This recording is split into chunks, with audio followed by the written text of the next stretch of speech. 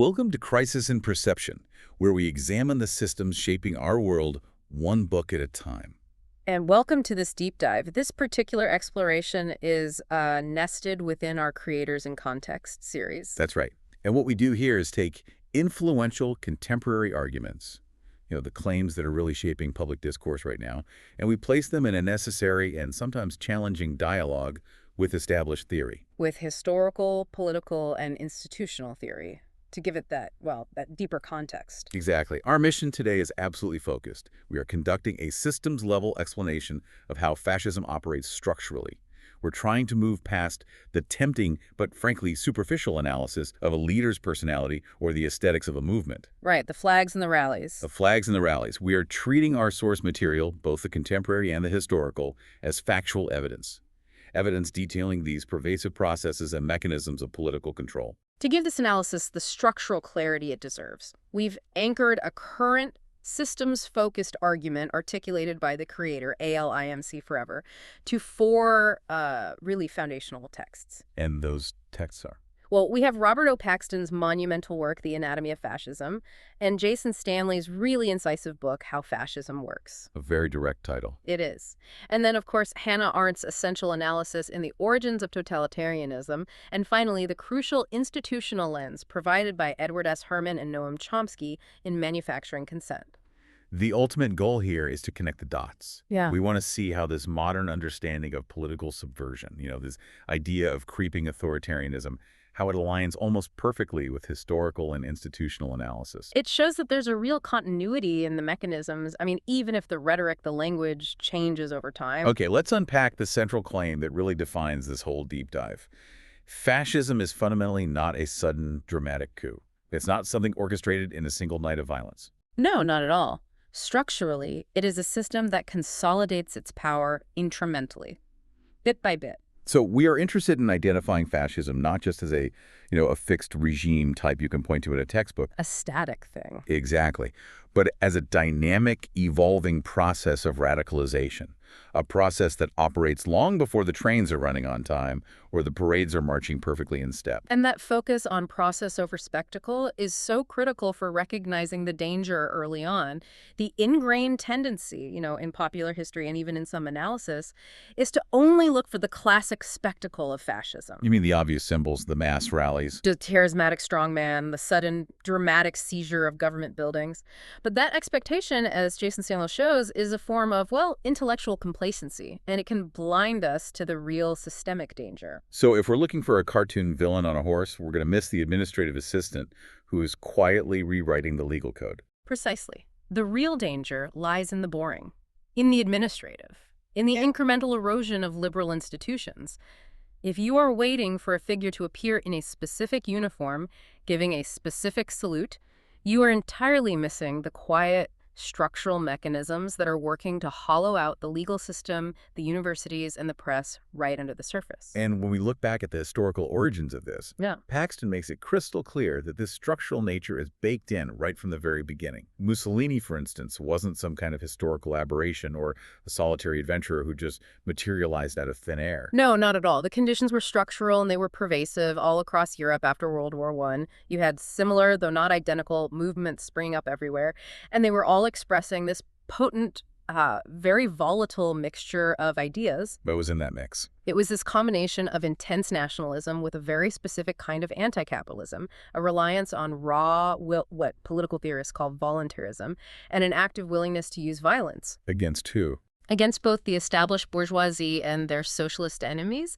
They were fighting a two-front war ideologically. Okay, can you define voluntarism in this context?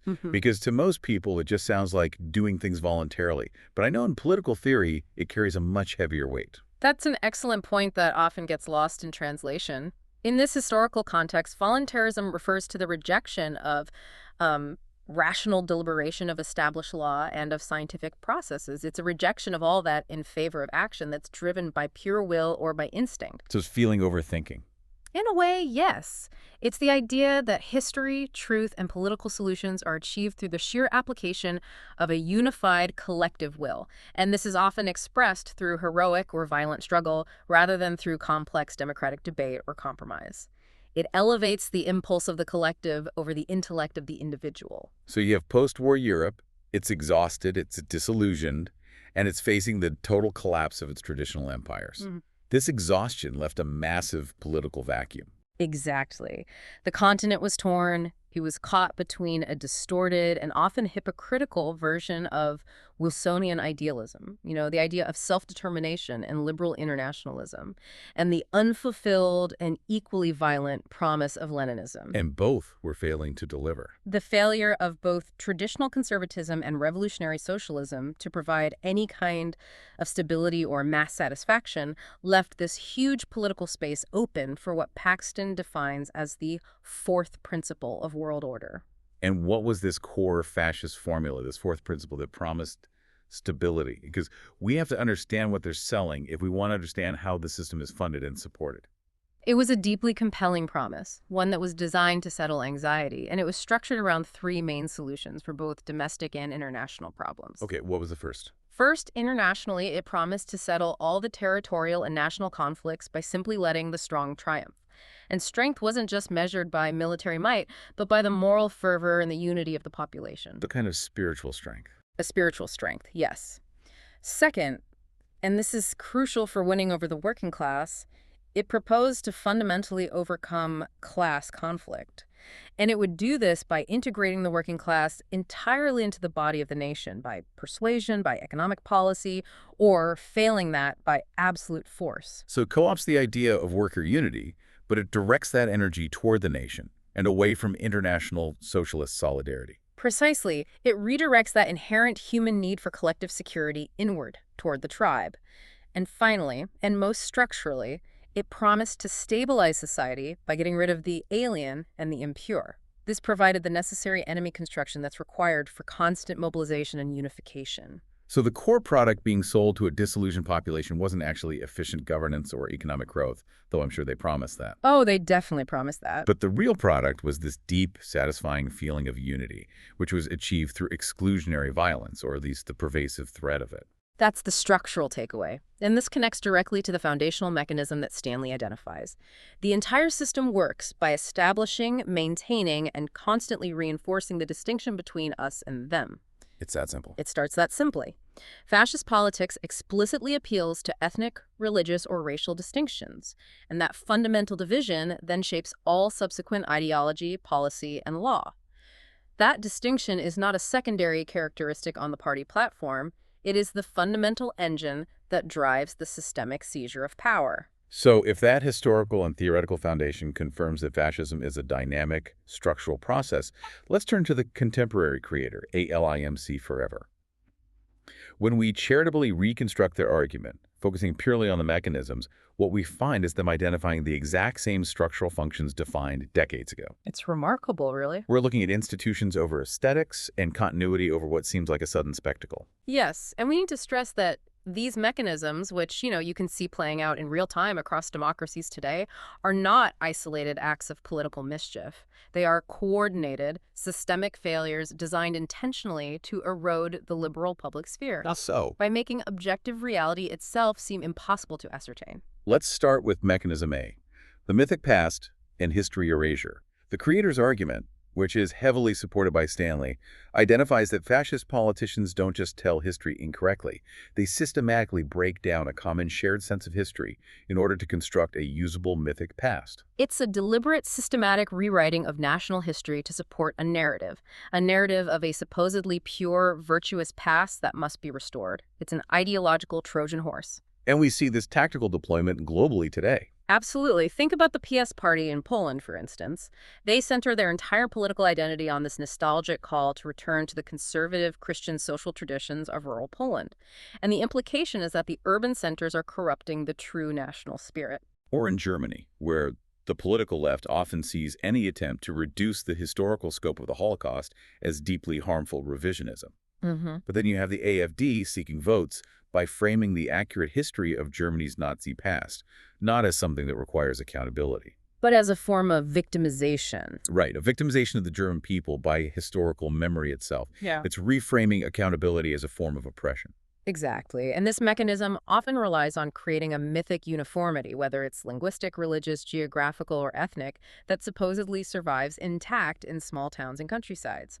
The narrative positions these rural areas as unpolluted by the liberal decadence of the cities. And that urban-rural divide is structurally essential, isn't it? It's absolutely essential because it provides a clear, defensible geographical and moral anchor for the U.S. versus them dynamic. It allows the politician to define the people very narrowly, excluding urban cosmopolitanism from the national identity. Okay, moving on to mechanism B, the devaluation of expertise in institutions. This feels like a direct, systematic attack on any source of objective reality that exists outside the leader's control, whether it's facts, institutions, or data. That's precisely what it is. Fascist politics targets expertise itself. It mocks and devalues institutions like government, academia, science, and the media.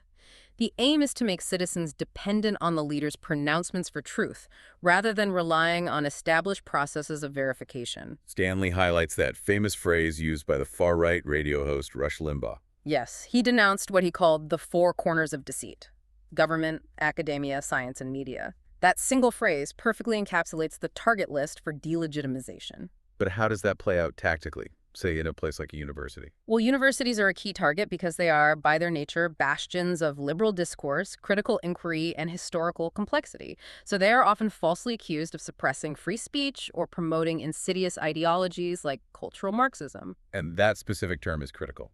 It's a baseless conspiracy theory. It posits that liberal academics, feminists, and minority activists are secretly working to undermine Western society by destroying traditional culture, the family, and religion. By accusing universities of promoting cultural Marxism, the fascist politician doesn't need to argue about tenure or budgets. They can accuse the entire institution of treasonous cultural destruction. So it's not a critique of the curriculum, it's a structural argument against the very legitimacy of the institution to exist independently of their control. Precisely. And in this environment, the leaders themselves are presented as exempt from the need for complicated deliberative knowledge. They're portrayed as men of action or plain speakers who just cut through all the complexity of the elite. But doesn't that risk making the leader sound, well, intellectually lazy or just incompetent? How do they sell that rejection of expertise without seeming wildly unqualified? It's sold as a form of higher knowledge, a visceral or naturalistic truth that transcends the triviality of technical expertise. The leader is supposedly forced to act by a stark confrontation with reality or natural law. Can you give an example of that? Well, Hitler, for example, claimed his transition to becoming an anti-Semite was not a choice, but a necessary struggle of reason and reality against his heart.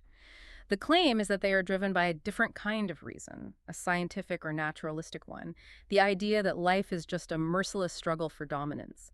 And that requires the abandonment of universal deliberative reason in favor of the leader's singular decisive will. Which brings us to our third mechanism, mechanism C, the weaponization of victimhood and anxiety.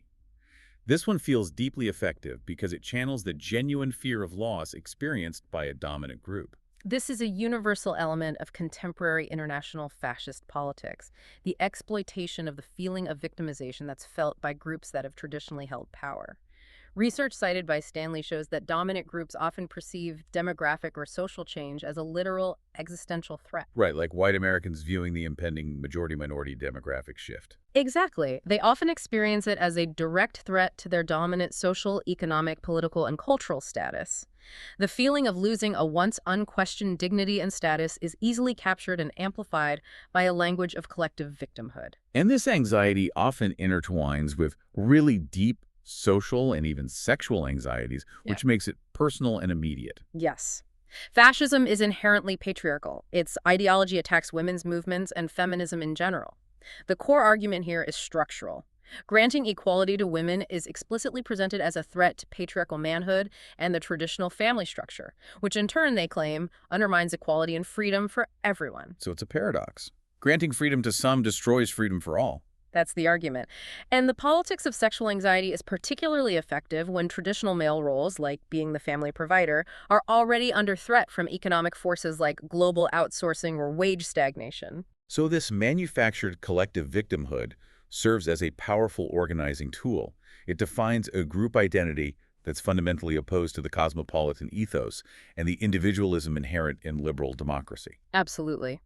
And if we connect this to the bigger picture confirmed by Arendt, power is consolidated not just through rallies, but through these mythic pasts, enemy construction, and carefully managed fear. Arendt confirms that imperialism, anti-Semitism, and racial hierarchy are structural precursors, not accidental side effects. Because they're universally effective tactics. They are. They exploit group psychology and division, and they provide the necessary moral framework for the violence and exclusion that's required for consolidation. Let's transition now to showing how these psychological and rhetorical tactics translate into resilient, incremental control across various administrative and legal systems. The sources collectively emphasize why these systems of control remain, well, boring, incremental, and administrative. Which is precisely why they are so effective and so difficult to fight until it is far, far too late. We'll start with 3.1, law, courts, and contracts, the erosion of justice. The legal system is supposed to be the ultimate bulwark against arbitrary power. In a liberal democracy, the judiciary is built on the principle of independence. But fascist politics intentionally initiates harsh, sustained public criticisms of this independent judiciary, and it's always framed as accusations of deep-seated bias or corruption. The purpose isn't to correct legal errors, is it? No, the purpose is to create cynicism. It's to use the law to systematically serve only the ruling party's narrow structural interests. We've certainly seen this playbook utilized in contemporary Eastern European states. Exactly. We've seen this tactic in the rapid political transition in states like Hungary and Poland, where independent constitutional court judges are systematically replaced with politically loyal ones. And it's often done through procedural trickery, like lowering the mandatory retirement age or changing the appointment process. This weaponizes the judiciary against any opposition. But how deep does that cynicism run? Can you give us a concrete example of how they use a seemingly neutral law to achieve a racist or discriminatory policy, as the sources suggest? The documentation of Richard Nixon's strategy for the war on crime is the perfect illustration of this systematic concealment. He explicitly said they needed to devise a system that recognizes this, the problem being, in his words, the blacks, while not appearing to. Wow. So the administration implemented tough-on-crime policies like mandatory minimum sentencing and specific drug laws under the seemingly neutral guise of crime control, knowing full well the disproportionate impact these policies would have on marginalized communities. This structural concealment of racist intent through policy is how democratic systems can implement fascist tactics. And this systematic policy then feeds the structural argument through what we call the incarceration feedback loop. This is a chilling mechanism. It's a self-reinforcing tragedy that locks populations into cycles of poverty and marginalization. It begins with the criminalization of marginalized groups, often linked to ancient, powerful stereotypes of laziness or moral failure. And Stanley cites historical examples of this. Yes, like Frederick L. Hoffman's 1896 study, Race, Traits, and Tendencies of the American Negro. It promoted the thesis that Black Americans were uniquely violent, lazy, and prone to disease, a stereotype that became institutionalized. So the stereotypes of laziness or criminality leads to high incarceration rates because of the punitive policies you just described. Right. And high incarceration, in turn, makes finding stable employment drastically difficult. It often precludes you from getting a professional license or even voting rights. This difficulty, combined with simultaneous cuts to the social safety net and job programs, which the fascist system also advocates for, reinforces joblessness and poverty within marginalized communities. And here is the truly horrific part. The political system then points to the resulting joblessness, poverty, and crime statistics as evidence of the original stereotype of laziness. Which then justifies even further punitive and discriminatory policies, like more jail time or more cuts to welfare. It creates a structural justification for continuous oppression without ever having to explicitly declare a racial basis. It uses bureaucratic and legal structures to make the lie true. And Arendt gives us another piercing insight here concerning the function of law when it breaks down. For a stateless person, someone stripped of all human rights and all significance, without citizenship, a profession, or even a basic opinion committing a crime, was paradoxically the best way to regain a form of human equality. Wait, why would being a criminal be better than being a stateless person? That sounds counterintuitive. Because the legal system, which is designed to handle crime, provided a structure and a defined punishment for the criminal. It gave them a recognized status in the eyes of the law. The stateless person, by contrast, had no place in the legal system as a human being. They existed solely under arbitrary police rule, outside the protection of any defined law. So Arendt is saying that when a system becomes structurally lawless, Even the defined status of a criminal is superior to the total non-existence of the stateless individual. that is a profound and terrifying indictment of a system that fails to protect universal rights. Okay, next let's analyze 3.2. Capital flows and elite cooperation. Controllable chaos. Paxton clearly establishes that fascism doesn't win in a vacuum. It requires buy-in from powerful financial and industrial interests. Yes, fascism rises through explicit and implicit alliances with conservative or elite actors.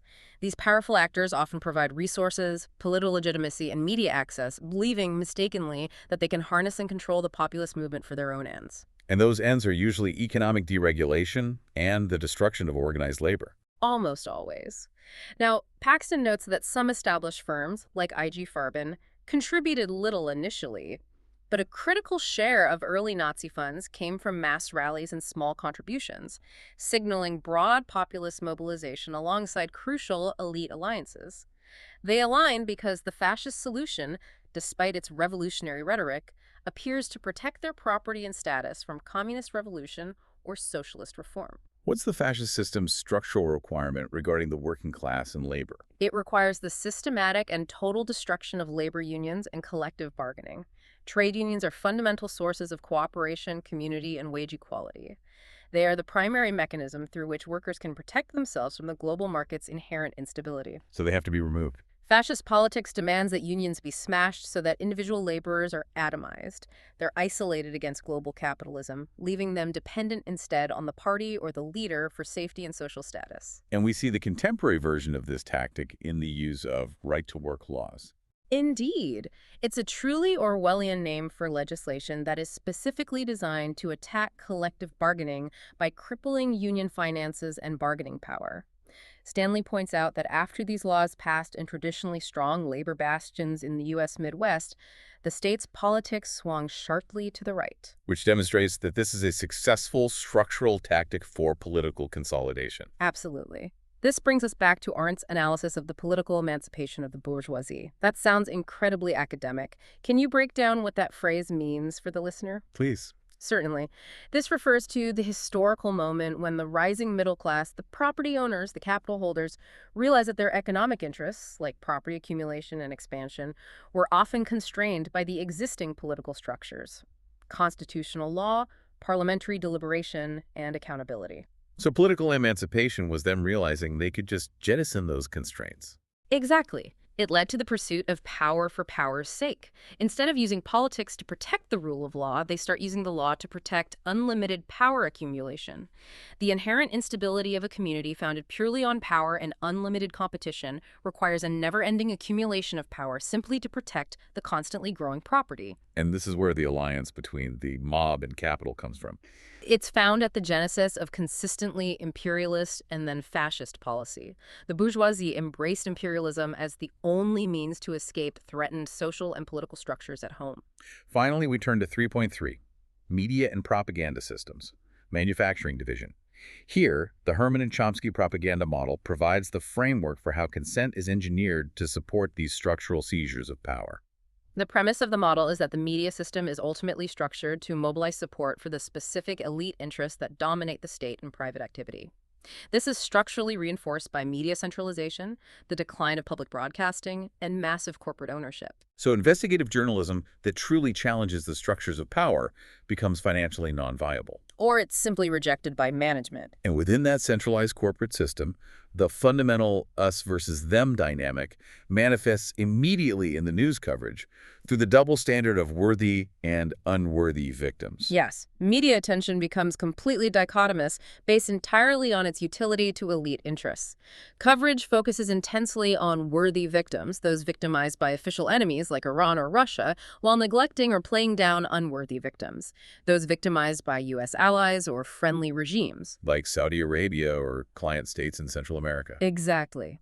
Herman and Chomsky provide a stark example: the contrasting coverage of the alleged Rakhak killings by Serbs in Kosovo, which was featured heavily and denounced in the West as an intolerable massacre and used to justify intervention. I remember that coverage. versus the Indonesian army militia killing of up to 200 East Timorese civilians in the same time frame.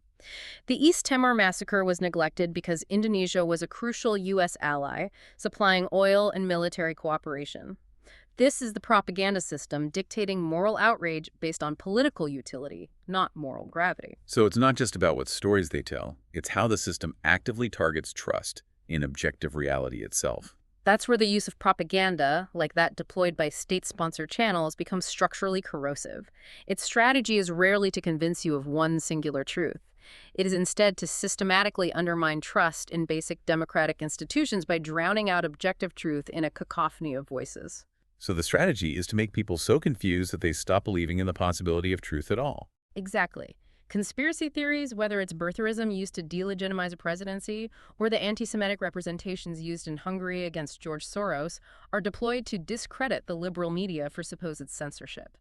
The underlying implication is that the media is mendacious and untrustworthy, making it just one more partisan player in the so-called marketplace of ideas. But Stanley argues that the marketplace of ideas only works if language is used to exchange reasons, which requires rational deliberation. Correct. But in fascist politics, language is not used to convey complicated facts or reasons. It is used solely to elicit raw tribal emotion. It exploits irrational resentments and prejudice over reason. The marketplace of ideas fails utterly when the underlying social disposition allows a politician to capitalize on deep divisions and anxieties, rather than forcing citizens to accept the rigorous and often inconvenient force of rational argument. This continuity is the key takeaway. It is truly remarkable how the contemporary analysis of modern political trends finds near-perfect structural and historical confirmation in foundational political theory written decades ago by Arendt and Paxton. We are highlighting agreements in mechanism, not just similarities in political rhetoric. So let's start with 4.1. The crisis of the nation-state and totalitarian precursors as analyzed by Arendt. She posits that the simultaneous decline of the European nation-state structure and the rise of organized anti-Semitism were not coincidences. No, she argues they indicated a deeper, fundamental structural failure in the old government forms. We need to pause here for a second. Yeah. Why was anti-Semitism structural rather than just a pervasive prejudice? Because the structure of European nation-states had provided Jews with protection through special privileges, like being a veteran or a financial intermediary, which made their fate of no general political relevance to the state, so long as the nation-state remained stable. But once the state began to collapse, Those special arrangements evaporated. Arendt demonstrates that anti-Semitism became structurally necessary because it was the most effective means of inspiring and organizing masses of people for the subsequent imperialist expansion and the destruction of the old government forms. It provided a universal enemy that transcended class lines and geography. and this brings us to Arendt's analysis of imperialism, which introduced a new form of governance that bypassed traditional legal frameworks, bureaucratic rule. Colonial imperialism introduced the use of government by decree rule, by administrative order rather than universal law. This system of domination lacks general principles that simple reason can understand, or that citizens can challenge in a court based on fairness. That's just arbitrary. It's worse than arbitrary. It relies entirely on the expert technical knowledge of circumstances held by the administrator. Arendt calls this carefully organized ignorance for the subjects. How is that different from a traditional dictatorship? A traditional tyrant governs arbitrarily, but everyone knows the rules change based on the ruler's mood. Bureaucratic rule is far more chilling because the subjects are kept in a state of carefully organized ignorance. They cannot understand the technical reasoning behind the decrees, which look utterly rational to the administrators.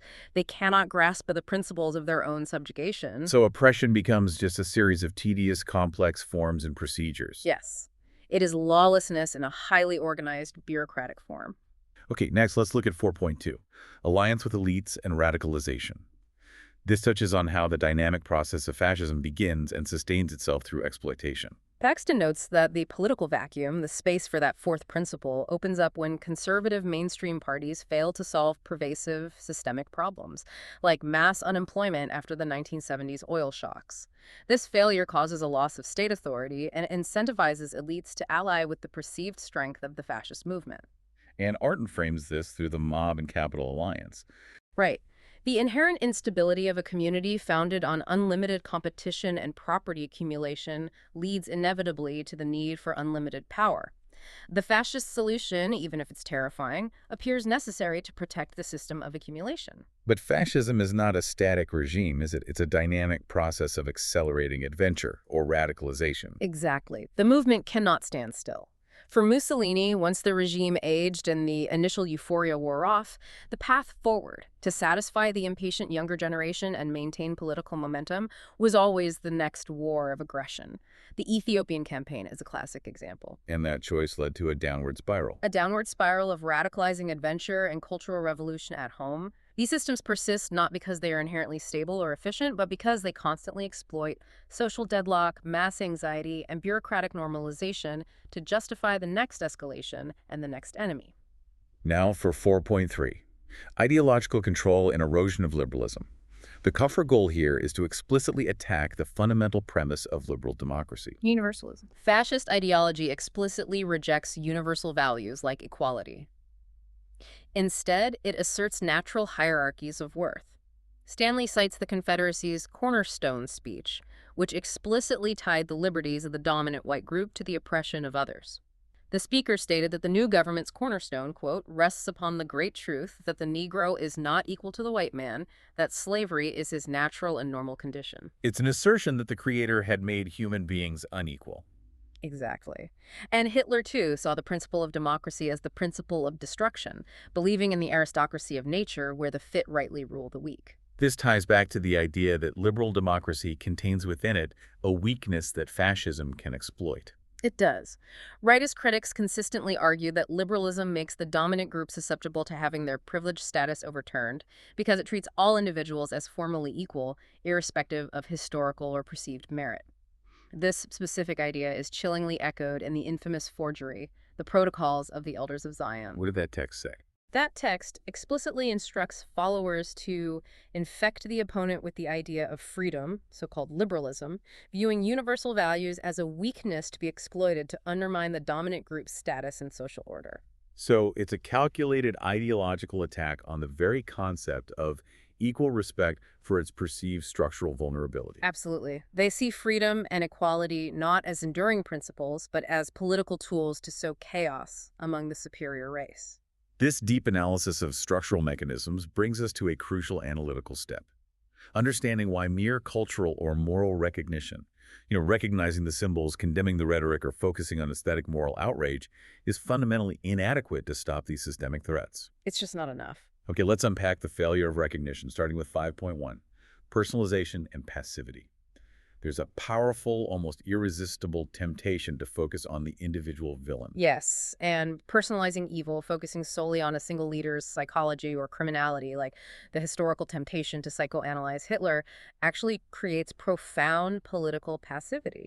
Because if the problem is just one aberrant individual, then the rest of the vast system, the judiciary, the bureaucracy, the military, the police, is considered healthy or just awaiting the aberration's removal. This ignores the massive, pervasive bureaucratic normalization that allows these systems to persist regardless of who is at the top. So the structure is the problem. The structure, the alignment of capital, police, media, and institutions is the problem, not just the morality of one figurehead. And the goals of fascist propaganda aren't just to spread falsehoods, but to make those falsehoods real, which is an existential threat. This is 5.2, propaganda and unreality. Arendt's insight here must be internalized. Fascist propaganda is not satisfied with lying, but deliberately proposes to transform its lies into reality. We discussed the incarceration feedback loop in Section 3, but that is the perfect mechanism of transforming a cognitive lie, the stereotype of laziness, into a tangible reality of joblessness and poverty, which then serves as retrospective justification for the initial discriminatory belief. The system creates the reality it claims to be addressing. Exactly. And the propaganda system, as laid out in Manufacturing Consent, trains the public to accept certain elite premises uncritically, which makes this transformation possible. The public is trained to accept key premises. That one's own state seeks peace and democracy, that the enemies are uniquely evil, or that war is always defensive. This structural framework dictates what information is perceived as credible. The media then systematically ignores counter-evidence, even evidence provided by professional, respected sources. You're talking about things like the WMD claims regarding Iraq. A perfect example. The detailed reports by UN inspectors contradicting those claims were given far less airtime and credence than anonymous official sources or claims by easily discredited defectors. This process ensures the public accepts the premises necessary for war or policy mobilization, regardless of verifiable facts. So if we condemn the rhetoric, but the administrative and media mechanisms continue operating silently and effectively, we haven't actually solved anything. This is the distinction between 5.3. Recognition versus prevention. Cultural recognition of a swastika or a hateful speech is insufficient because the real mechanisms of consolidation operate beneath the level of moral clarity. They use subtle administrative processes like damage limitation. What's an example of damage limitation? Well, when it became undeniable that U.S. client-state security forces in El Salvador committed atrocities, the media deployed a highly technical two-part damage limitation strategy. First, they distinguished the reformist government from the murderous forces, suggesting the violence was rogue. And second, they actively suppressed the overwhelming evidence of the close linkages between those death squads and the legitimate military and government. So they were managing the narrative to prevent the systemic cause U.S. support for a murderous regime from being identified and addressed. Exactly. They transformed systemic violence into an unfortunate series of isolated, regrettable incidents. And the structural consequence of this systemic failure, Arendt suggests, is the ultimate loss of what it means to be human in a political sense. How so? The loss of human rights coincides with a person becoming a human being in general, stripped of the political and social identifiers of citizenship, profession, or opinion. That individual loses all significance, thrown back upon their mere differentiation. And focusing only on the ethical horror of that outcome. Fails to address the systematic lawlessness, the administrative decrees, the bureaucratic indifference, and the police organization that led to the person becoming stateless and politically non-existent in the first place. Prevention requires dismantling the systems of organized lawlessness, not just condemning the end result. This structural framework is incredibly clarifying for modern systems and highlights the acute challenges that remain unresolved for contemporary liberal societies. You must look forward now, strictly focusing on the analysis and avoiding political prescriptions. First, 6.1, clarifying modern politics. The framework definitively clarifies that attacks on democratic institutions are not simply culture wars or sideshow issues that distract from the real economic problems. No, they're the main event. They are the core fundamental process of fascist consolidation. When a political movement systematically attacks the free press, the universities, the courts, or the value of scientific expertise, they are engaging in the structural prerequisites for authoritarian rule. And this framework explains the utility of intense tribal hypernationalism in transcending social division. Absolutely. The political advantage of defining a people as having a divine origin or a permanent, unchangeable identity, an idea central to tribal nationalism, is profound. It makes nationality a permanent quality, untouchable by history or change. And crucially, It causes all differences between individual members, social status, economic conflicts, psychological conflicts, to seemingly disappear. This transforms the collective into a uniform chosen mass of arrogant robots, which is far easier to mobilize, command, and direct against the defined alien than a heterogeneous group of citizens with conflicting economic interests. this naturally leads us to 6.2, the challenge of institutional resistance. If these systems are built precisely to exploit social deadlock and mass anxiety, how do institutions built on rational deliberation and complexity effectively resist? It is an enormous structural challenge, particularly regarding the information environment. As the propaganda model demonstrates, resistance is undermined when media centralization and corporate power are constantly enhanced. This forces genuinely independent, ad-free, or ad-disadvantaged media, which often conducts the necessary systemic critique into marginality. Their voices struggle to gain traction against the corporate noise. And the government itself actively works to monopolize media attention and discredit any competing narrative? They become the primary flack producer. Yes. The U.S. government and powerful corporate interests act as the primary flack producer and information source, working to monopolize media attention and discredit any competing narrative that challenges the existing power structure. Resistance is difficult when the information environment itself is engineered to favor the powerful and the wealthy, making serious inquiry seem tedious or marginal. Finally, we have to look at 6.3. Structural alternatives and collective action. Since the attack on cooperation is a deliberate structural tactic of the fascist system, what does this tell us about potential resistance? The framework highlights the absolute centrality of cooperation through trade unions, community organizations, and other forms of collective bargaining as a mechanism to provide real protection from both the volatility of the global market and political isolation. So the systematic attack on these institutions, like via right-to-work laws, Is a precise, deliberate, structural tactic intended to create a mass of isolated laborers dependent on the leader. Therefore, rebuilding and strengthening that sphere of voluntary, political, and economic cooperation is fundamentally an act of structural resistance. and yet we are still haunted by foundational warnings.